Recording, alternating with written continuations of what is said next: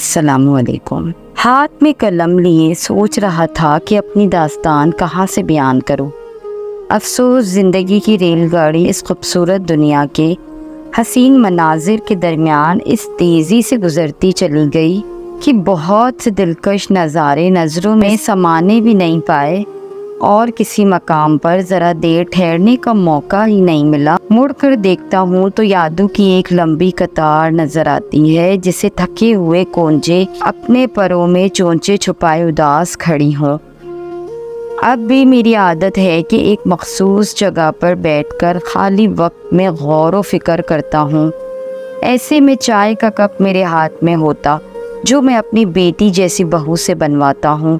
میرے 4 بیٹے ہیں، کوئی بیٹی نہیں، لیکن اللہ کا شکر ہے میری چاروں بہویں اپنی اپنی جگہ پر ہر ایک بیٹی ہونے کا فرض نبھا رہی ہے۔ چائے کو آہستہ آہستہ حلق سے اتارتے ہوئے گھنٹوں ایک جگہ بیٹھ کر سوچتا رہتا ہوں کہ یہ کیا زندگی تھی جو میں نے گزار دی، اور یہ کیا زندگی ہے جو میں بسر کر رہا ہوں۔ اب میں عمر کے ایک ایسے حصے پر پہنچ گیا ہوں جہاں میں صرف گھر کا سودا سلف لانا، اپنے پوتے پوتیوں کو کھلانا پڑھانا، انہیں اسکول مدرسہ چھوڑنے اور لینے سے منسلک ہوں۔ ٹیوشن تو میں اپنے بچوں کو خود پڑھایا کرتا ہوں۔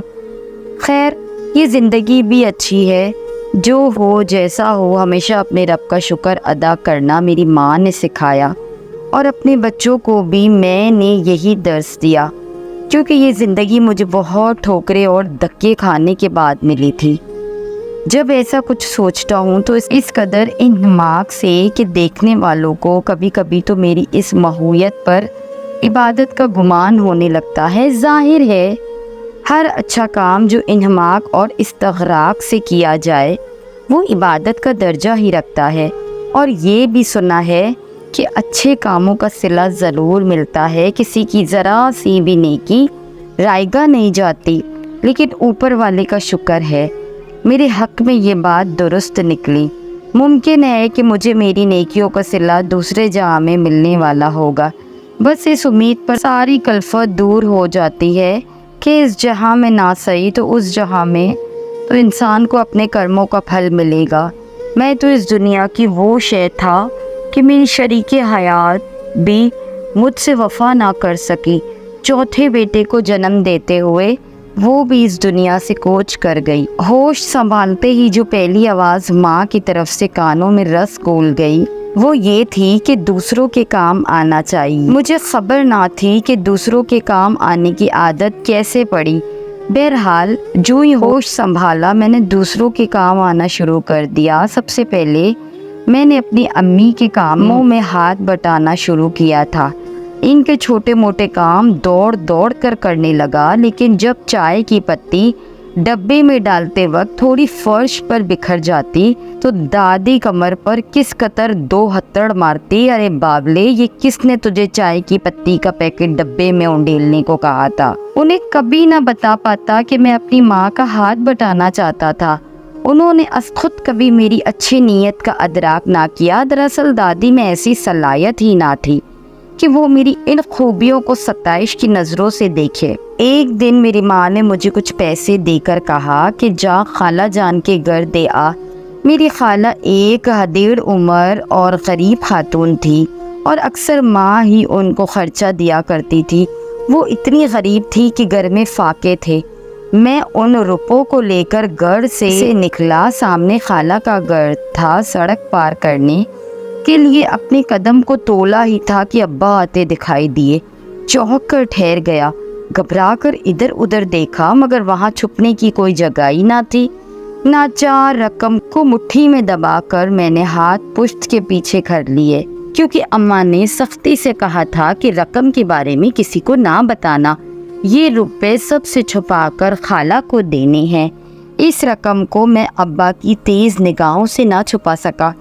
بعض دفعہ انسان کا انداز ہی اس کی چغلی کھا جاتا ہے۔ اتنا معصوم تھا کہ نہ سمجھ سکا۔ ہاتھوں کو پشت پر رکھنے کی ضرورت، بڑے سمجھ جاتے ہیں کہ ضرور مٹھی میں کوئی شے چھپائی گئی ہے۔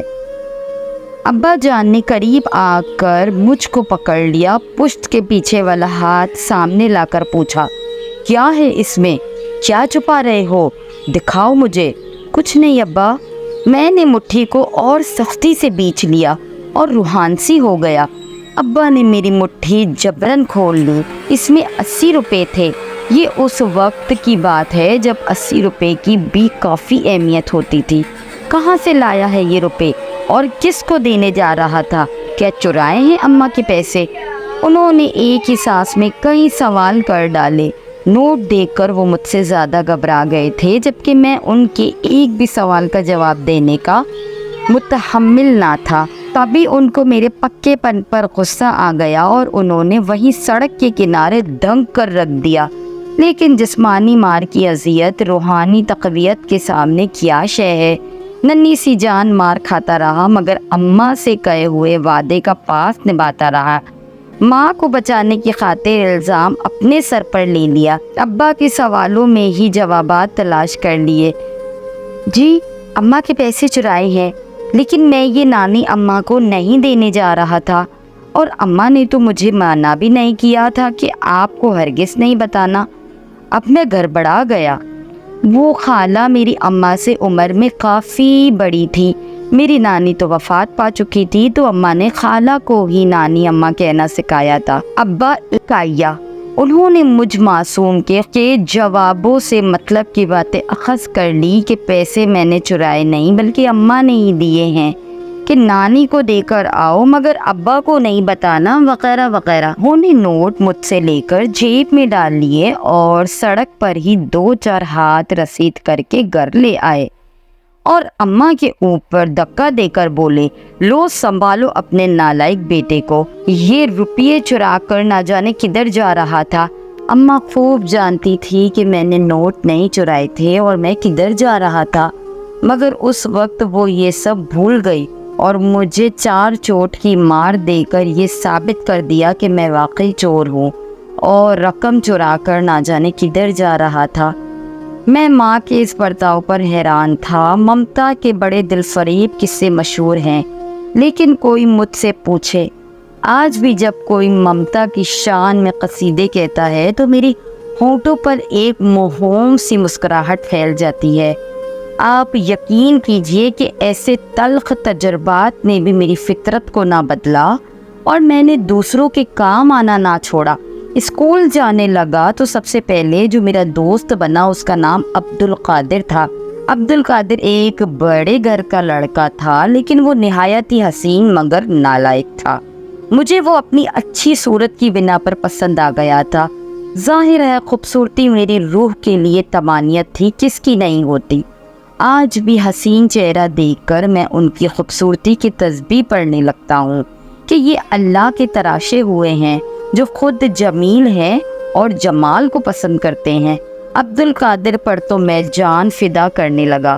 وہ بھی یہی ظاہر کرتا تھا کہ مجھ پر فریفتہ ہے، لیکن دل سے وہ مجھ پر فدا نہ تھا بلکہ چالباز اور منافق تھا۔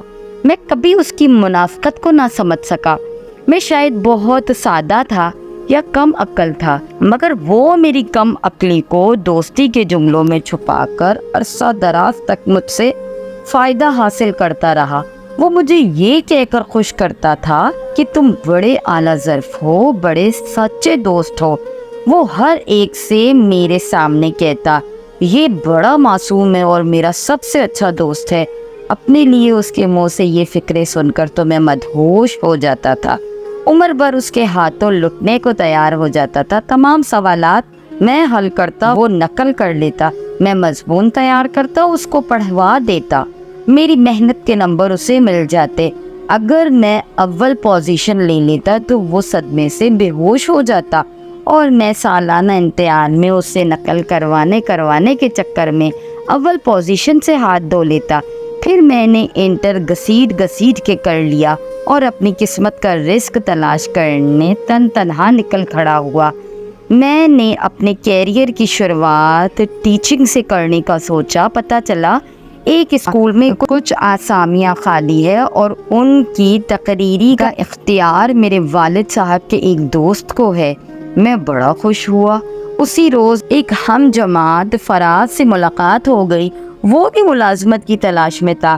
میں نے اسے کہا کہ تم بھی میرے ساتھ چلو، وہ انسان ہی کیا جو دوسروں کے کام نہ آئے، میں ابا کے دوست سے تمہاری بھی سفارش کر دوں گا۔ ہم ایجوکیشن سیکرٹری کے پاس گئے۔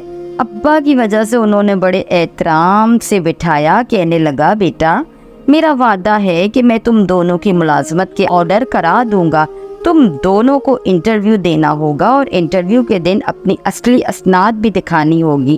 اسناد کا لفافہ اس وقت میرے پاس تھا۔ فراز نے کہا آؤ ان کو فوٹو اسٹیٹ کروا لیں۔ ہم سیکرٹری صاحب کے آفس سے فوٹو اسٹیٹ کروانے چلے گئے۔ میں نے اپنی اسناد فراز کو پکڑا دیے، خود ادھر ادھر دیکھنے لگا۔ فوٹو اسٹیٹ کرا کر فراز نے میرا لفافہ مجھے دیا اور خود بس میں بیٹھ کر چلا گیا۔ میں اپنے گھر آ گیا۔ انٹرویو والے دن میں بورڈ کے سامنے پیش ہوا تو میری میٹرک کی اصل اسناد غائب تھی۔ فراز کو نوکری مل گئی اور مجھ کو نہ مل سکی۔ بعد میں بڑی مشکل سے میں نے اپنی سند دوبارہ بورڈ سے نکلوائی۔ یہ صلہ دیا تھا فراز نے مجھے۔ ان دنوں میں بہت رنجیدہ رہتا تھا۔ اپنی بد نصیبی کا ذکر اپنے ایک پڑوسی سے کیا۔ وہ بولا عبید اللہ تم غم نہ کرو، نوکری نہیں ملی تو ایم اے کر لو، کیا ضروری ہے کہ تم ٹیچر ہی بنو، صحافی، وکیل یا انجینئر بھی تو بن سکتے ہو۔ پڑوسی کی باتوں سے امید کا چراغ دوبارہ روشن ہو گیا، لیکن یونیورسٹی میں پڑھنے کا خرچہ میرے پاس نہ تھا۔ راحیل نے مشورہ دیا اپنا زیور بیچ کر زیور تعلیم حاصل کرو۔ میں نے کہا کہ صرافہ بازار کبھی گیا نہیں، اگر تم ساتھ چلو تو اچھا رہے گا۔ وہ بولا ہاں، 1 سے 2 بلے، یہ سونار ہیر پھیر سے باز نہیں آتے، میں ساتھ ہوں گا تو ذرا دھیان کروں گا، میں ان معاملوں میں بڑا پکا ہوں۔ میرے پاس 9 تولے سونا تھا۔ زیور بیگ میں ڈال کر میں نے راحیل کے حوالے کیے، اور جب ہم صراف کی دکان پر پہنچے تو بیگ میں زیور موجود نہ تھا۔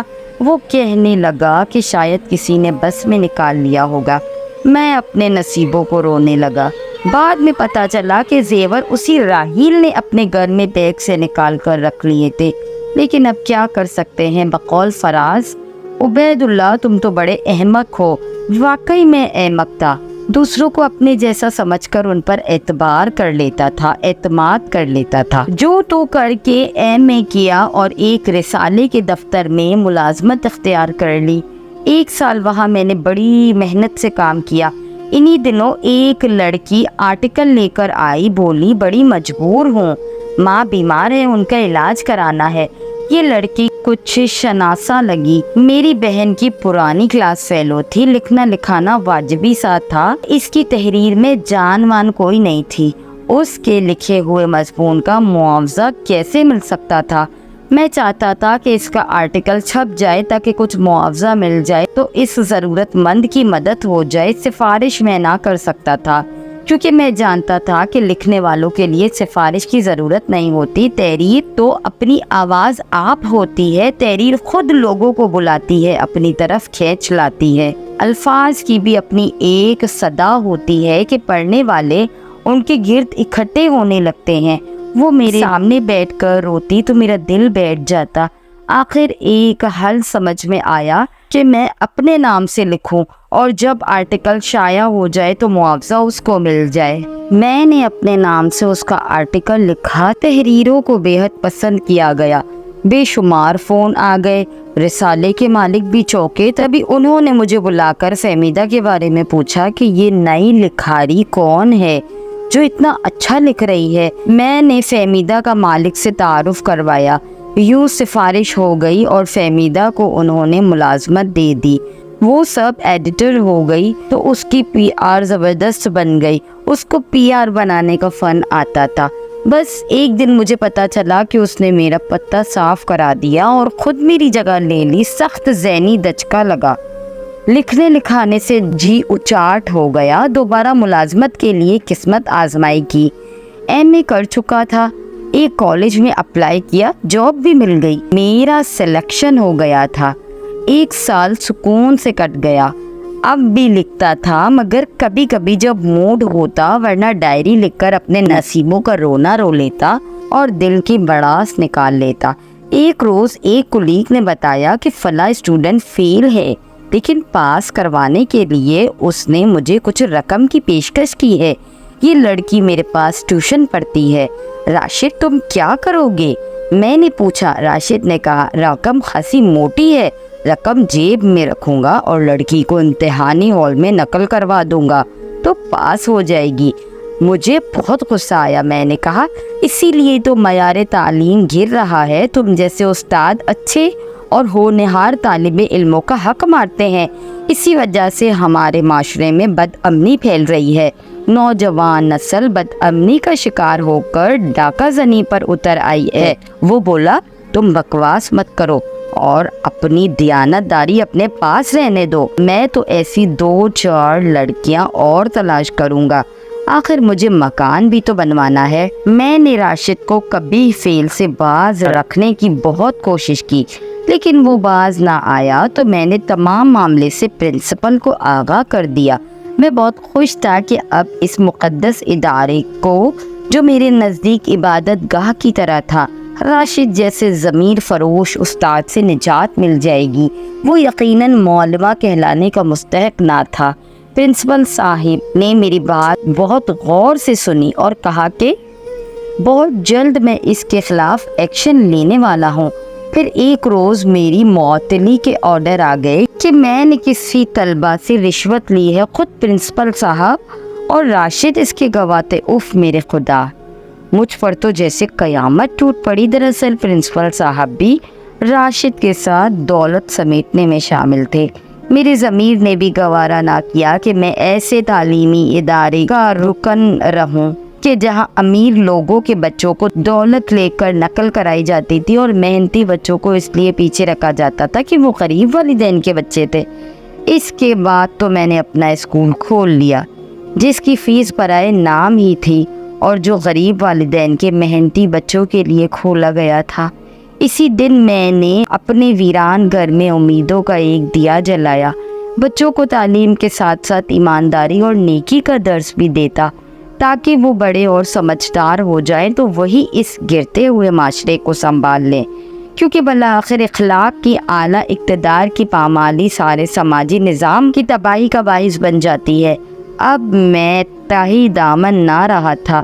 یہ بچے اور بچیاں میرا سرمایہ تھے جنہوں نے کل اس وطن کی باغ دوڑ سنبھالنی تھی۔ مجھ پر یہ ذمہ داری تھی کہ ان کے ذہنوں کو صحیح سماعت میں چلانا تھا، ان کو بددیانتی اور تخریب کاری سے بچا کر دیانت کے رستے پر لے جانا تھا تاکہ ان کی زندگیاں کھوکھلے تصورات پر استوار نہ ہو۔ یہ تھا میری زندگی کا فسانہ۔ آج میں اپنے بچوں اور پوتے پوتیوں کے ساتھ خوشگوار زندگی بسر کر رہا ہوں۔ یہ گلدستہ جو اللہ پاک نے مجھے نیک اعمال کرنے پر دیا تھا